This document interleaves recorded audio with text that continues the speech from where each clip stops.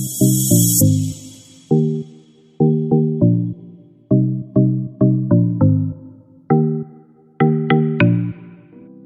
Hello welcome back to ടാൻകൂർ gardens. ഞാൻ അഞ്ജന കൃഷ്ണൻ. അപ്പോൾ ഇന്ന് വന്നിരിക്കുന്നത് വീണ്ടും ഒരു അടിപൊളി റോസിൻ്റെ കളക്ഷനുമായിട്ടാണ്.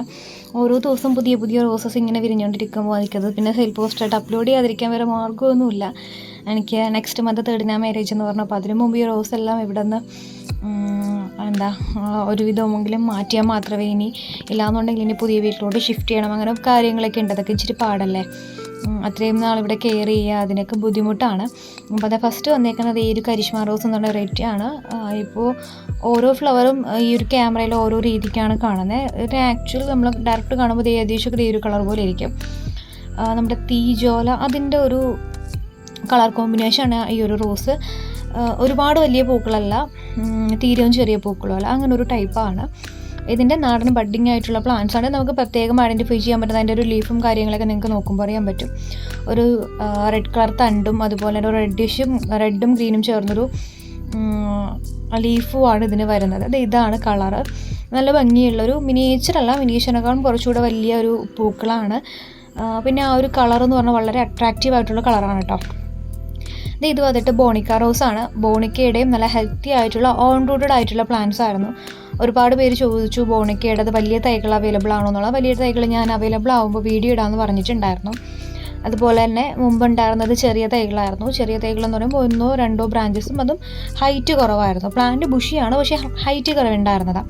പക്ഷേ ഇപ്പം വന്നേക്കുന്ന പ്ലാന്റ്സ് എല്ലാം നല്ല ഹൈറ്റും ഉണ്ട്, അതുപോലെ തന്നെ ബുഷി ആയിട്ടുള്ള നിങ്ങൾ കാണുന്ന ഈ ഒരു വീഡിയോയിൽ നിങ്ങൾക്ക് കാണുമ്പോൾ മനസ്സിലാവുന്നുണ്ടല്ലോ, ഇതേപോലത്തെ പ്ലാന്റ്സ് ആണ് ഇപ്പോൾ വന്നേക്കുന്നതെല്ലാം. നല്ല ഹെൽത്തിയാണ്, ഓൺ റൂട്ടഡ് ആണ്. അടിപൊളി ആയിട്ടുള്ള ഒരു പിങ്കും വൈറ്റും ചേർന്നിട്ടുള്ള ഒരു കോമ്പിനേഷനിൽ വരുന്ന ബോണിക്ക റോസിൻ്റെ ഹെൽത്തി ആയിട്ടുള്ള പ്ലാന്റ്സ് ഇപ്പം സെയിലിനായിട്ടുണ്ട്. അപ്പോൾ നിങ്ങൾക്ക് പ്ലാന്റ്സ് വേണമെന്നുള്ളവർ ചെയ്യേണ്ടത് ഇതിൻ്റെ വാട്സപ്പ് നമ്പറാണ് ഈ സ്ക്രീനിൽ കൊടുത്തേക്കുന്നത്. അതിലൊന്ന് വിളിക്കുക കേട്ടോ.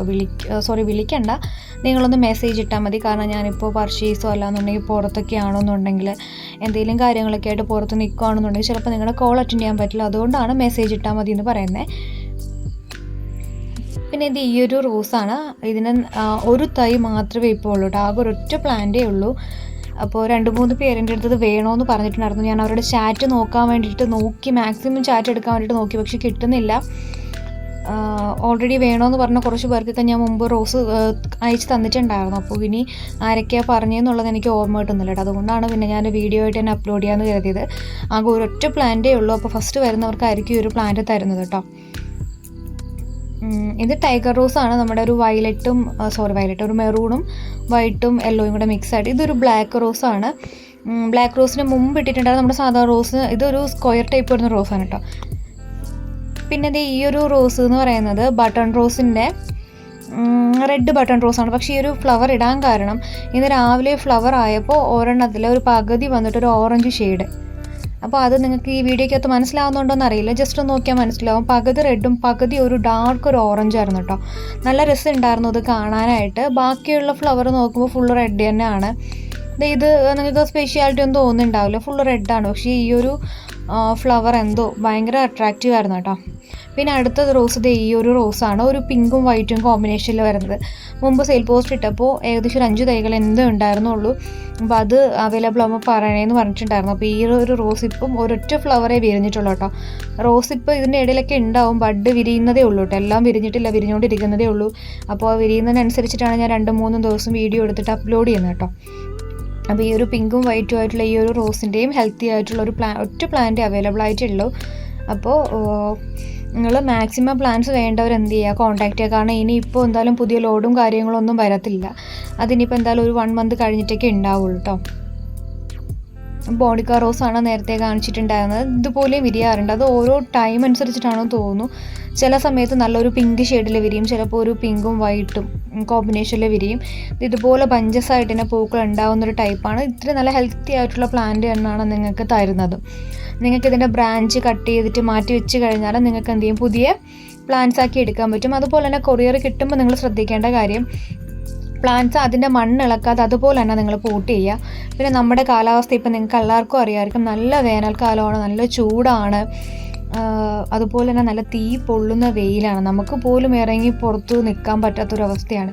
ആ ഒരു ടൈമിൽ നിങ്ങളുടെ പ്ലാന്റ്സിനും അതിൻ്റേതായ കെയർ കൊടുക്കുക. കൊറിയർ കിട്ടുന്ന പ്ലാന്റ്സ് മാക്സിമം വെയിലത്ത് നിന്ന് മാറ്റി വെക്കുക കേട്ടോ. പിന്നെ ഇത് ഈ ഒരു വൈറ്റ് റോസാണ്, നല്ല ഹെൽത്തി ആയിട്ടുള്ള വൈറ്റ്, നല്ലൊരു സ്മെല്ലും, പിന്നെ 7 days പോലെ തന്നെ നമ്മുടെ ആ ഒരു പെറ്റൽ ഷേപ്പൊക്കെ കണ്ടില്ല, നല്ല ഹെൽത്തി ആയിട്ടുള്ള ഈ ഒരു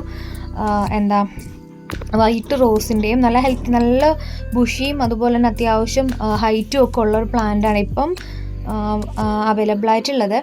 അപ്പോൾ ഇതിൻ്റെ പ്ലാൻസും വേണമെന്നുള്ളൊരു മെസ്സേജ് ഇടുക. നിങ്ങൾക്കിപ്പോൾ സ്ക്രീൻഷോട്ട് എടുത്തിട്ട് അയക്കാൻ പറ്റുമെങ്കിൽ അത്രയും നല്ലത്, ഇല്ലാന്നുണ്ടെങ്കിൽ നിങ്ങൾ പറഞ്ഞാൽ മതി.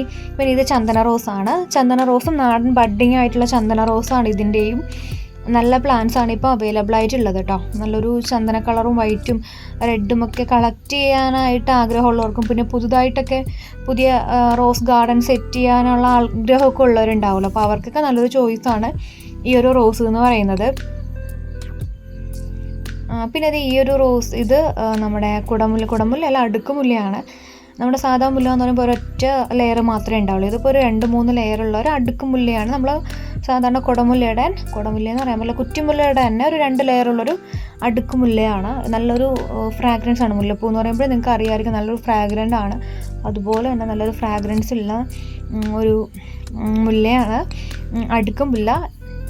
അപ്പോൾ ഇതിൻ്റെയും നല്ല ഹെൽത്തി ആയിട്ടുള്ള, ഒരുപാട് ഹൈറ്റ് ഇല്ല, ബുഷി ആയിട്ടുള്ള പ്ലാന്റ്സ് അവൈലബിൾ ആണ്. ഇത് നേരത്തെ ഞാനൊരു വീഡിയോ കാണിച്ചിട്ടുണ്ടായിരുന്നു. ഇരുവാച്ചി മുല്ല എന്ന് പറയുന്നതാണ്. ഇത് തമിഴ്നാട്ടിലാണ് കൂടുതലും കണ്ടിട്ടുള്ളതെന്ന് തോന്നുന്നു. കാരണം ഞാൻ ഫസ്റ്റ് ഇതിൻ്റെ ഒരു പ്ലാന്റ്സ് മേടിക്കുന്നത് ഏകദേശം ഒരു 7 വർഷം ആവും ഞാനിതിൻ്റെ ഒരു തൈ കളക്ട് ചെയ്യുന്നത്. തമിഴ്നാട്ടിൽ നിന്നാണ്, അവിടെ നിന്നാണ് അവരുടെ സ്പെഷ്യൽ റോസ് എന്ന് പറഞ്ഞിട്ട് ഞാൻ കളക്ട് ചെയ്തൊരു റോസാണ് കേട്ടോ. ഇതാണ് എൻ്റെ അടുത്ത് അവർ പറഞ്ഞത് ഇരുവാച്ചി മുല്ല എന്നാണ്. അതിൻ്റെ കറക്റ്റ് ഐഡിയ ഇപ്പോൾ നിങ്ങൾക്ക് എന്താ പറയാമെന്നറിയില്ല.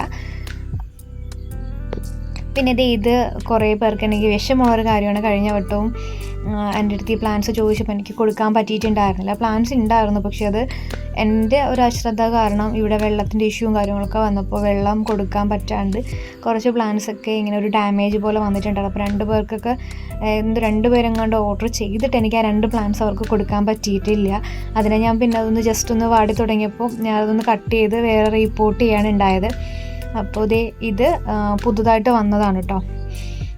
ഏകദേശം ഒരു 10-15 പേർക്കുള്ള തൈകൾ മാത്രമേ ഉള്ളൂ. ഓൺ റൂട്ടഡ് ആയിട്ടുള്ള പ്ലാന്റ്സ് ആണ്. നല്ല ഹെൽത്തി ആയിട്ടുള്ള ഓൺ റൂട്ടഡ് ആയിട്ടുള്ള കമ്മൽ റോസ് എന്ന് പറയും.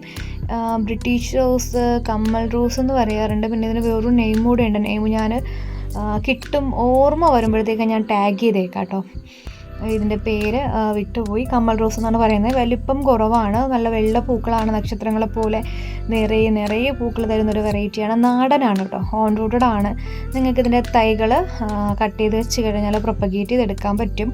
അങ്ങനത്തെ ഉള്ള നല്ല ഹെൽത്തി ആയിട്ടുള്ള ബുഷി ആയിട്ടുള്ള വൈറ്റ് പൂക്കളെ ഇഷ്ടപ്പെടുന്നവർക്ക് ഇതൊരു നല്ലൊരു ചോയ്സാണ് ഈ ഒരു റോസ് എന്ന് പറയുന്നത്. ഇങ്ങനെ നല്ല അടുക്കി കുഞ്ഞു ബഞ്ചസ് ആയിട്ട് പൂക്കുന്നൊരു ടൈപ്പാണ് കേട്ടോ.